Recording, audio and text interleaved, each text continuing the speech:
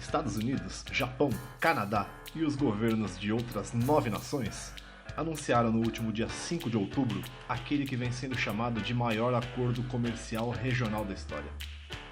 Essa iniciativa, que ganhou o nome de Tratado Transpacífico, TPP na sigla em inglês, tem gerado uma série de debates pelo mundo afora, inclusive no Brasil. Algumas indagações vêm sendo levantadas ao longo das últimas semanas. O governo brasileiro fez bem em ficar à margem das discussões do TPP? Quais serão as consequências para essa decisão? Como a classe trabalhadora dessas 12 nações deve ser afetada? Essas e outras questões serão analisadas nesta edição do TV com TR Responde. Após cerca de 8 anos de negociações, Estados Unidos, Japão, Canadá, Singapura, México, Austrália, Peru, Vietnã, Brunei, Malásia, Nova Zelândia e Chile formalizaram as bases do TPP, cuja abrangência irá afetar cerca de 40% do comércio mundial.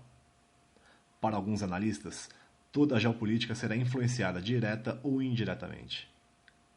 Está claro que, para esses 12 países da Bacia do Pacífico, é preciso encontrar algum tipo de contraponto à crescente influência da China perante a geopolítica mundial.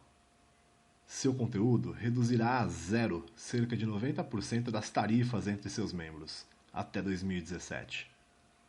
Além disso, prevê a integração das áreas de serviço, proteção a investimentos, compras governamentais, comércio eletrônico, telecomunicações, propriedade intelectual, facilitação de comércio e regras trabalhistas e ambientais.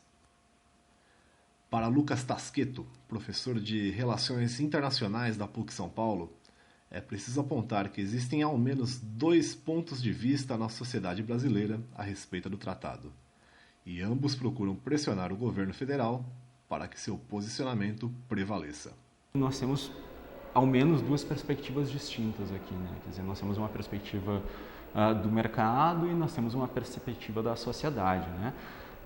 Acho que um primeiro elemento em relação ao mercado, a gente tem que considerar que o TPP ele começa com um acordo de livre comércio que estava sendo gerido entre 4 países, né? Depois, paulatinamente, vão se somando outros países a esse acordo, até que se fecha um número de 12 membros, 12 membros por hora desse acordo, desse mega acordo regional.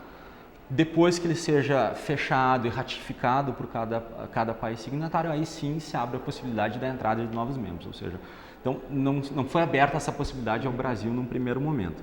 Agora, em relação ao mercado, eu acho, primeiro uma coisa, esse acordo certamente terá um impacto sobre os interesses econômicos e comerciais do Brasil, né? Quer dizer, esses 12 países que fazem parte desse acordo, eles representam pelo menos um quarto,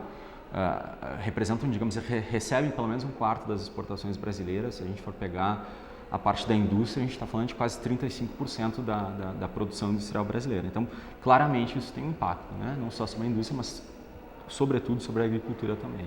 E com isso nós temos uma pressão desses setores para que o Brasil comece então a assinar acordos de livre comércio e buscar uma nova inserção no cenário internacional. Qual seria o resultado imediato?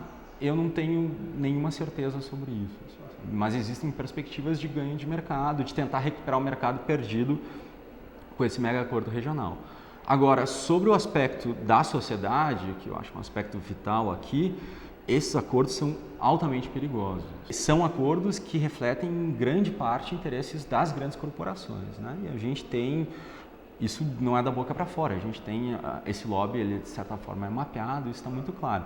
Então eu te diria que sobre o aspecto do mercado, sim, existe um interesse de ter acordos desse tipo como uma forma de buscar uma inserção no mercado. Agora, sob a perspectiva do cidadão comum, são acordos realmente preocupantes. Um aspecto, no entanto, tem sido pouco debatido. De que maneira o TPP irá influenciar as relações trabalhistas das 12 nações que o subscreveram? É sabido que os Estados Unidos são uma das nações com maior incidência de práticas antissindicais no planeta. Washington tem procurado fugir desse tema ao repercutir o acordo, mas líderes sindicais de outros países vêm criticando aspectos como o segredo das negociações entre empresas, dificuldades para a criação de sindicatos, pouca clareza na duração da jornada de trabalho, remuneração mínima e normas de segurança conflitantes. Apesar de a íntegra do acordo ainda não ter sido revelada, o professor da PUC entende que existe uma clara preocupação dos Estados Unidos em retomar a liderança do comércio e da geopolítica mundial. Nesse sentido, as relações de trabalho se configuram em um aspecto fundamental, em especial para diminuir o ascendente poderio chinês. Eu acho que nós temos duas questões principais, dois pontos principais, né? É entender, acho que o primeiro é entender esse debate em torno de padrões trabalhistas no âmbito do comércio internacional, né? E um segundo é também de tentar desvendar os interesses dos sindicatos organizados dentro dos países desenvolvidos, né? Porque essa é claramente uma política, digamos, que vem dos países desenvolvidos em direção aos países em desenvolvimento, né? Quando a gente fala de padrões trabalhistas no âmbito do comércio, eu acho que a primeira coisa a qual esse tema nos remete é o debate em torno da cláusula social na OMC, né? Eu acho que esse é um debate que já vem lá desde o início da década de 90, que é uma tentativa de incluir dentro da OMC temas trabalhistas, né? Ou seja, a chamada cláusula social. A cláusula social nada mais era naquele momento do que a reunião num capítulo de algumas convenções da OIT, da Organização Internacional do Trabalho, né? E nós temos, digamos, duas posições bastante marcadas nesse debate em relação à cláusula social.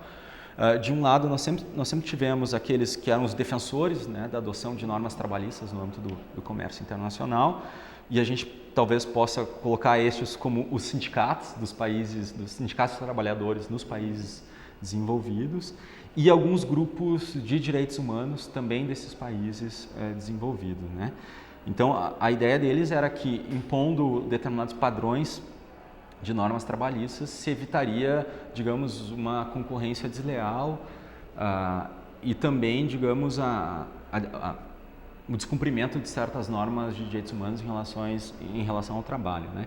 E, num sentido contrário à inserção da cláusula trabalhista no regime de comércio, nós tínhamos e ainda temos, né, os governos dos países em desenvolvimento e, inclusive, alguns defensores do livre comércio que eles enxergam essas cláusulas como um protecionismo disfarçado de direitos humanos, né? Ou seja, como uma ideia de impor barreiras protecionistas em relação aos produtos advindos dos países em desenvolvimento, né? Então, eu te diria que, num primeiro momento, se observados os padrões da OIT, eu acho que não se geraria, nós não teríamos, digamos, problemas mais significativos. Agora, claro, se a gente emula a normativa doméstica norte-americana, aí nos conduz a outro tipo de análise, né? Mas eu acho que o que é importante grifar também, por fim, é que mesmo com essa posição dos sindicatos dos trabalhadores favoráveis à inclusão de padrões trabalhistas nos Estados Unidos, nos acordos de livre comércio, esses sindicatos têm se posicionado de maneira muito forte contra o TPP, né, e o próprio TTIP, no sentido de que são acordos que têm sido negociados em segredo, ou seja, sem nenhuma permeabilidade às demandas da sociedade civil, né? Quer dizer, a gente está falando de acordos que são negociados por negociadores comerciais, né, com baixíssima permeabilidade a outros negociadores. E acordos que, via de regra, têm representado simplesmente os interesses das grandes corporações. Então, mesmo com esses padrões trabalhistas inseridos, os sindicatos ainda têm marcado uma posição de repúdio a esses mega acordos regionais sobre esse aspecto, né?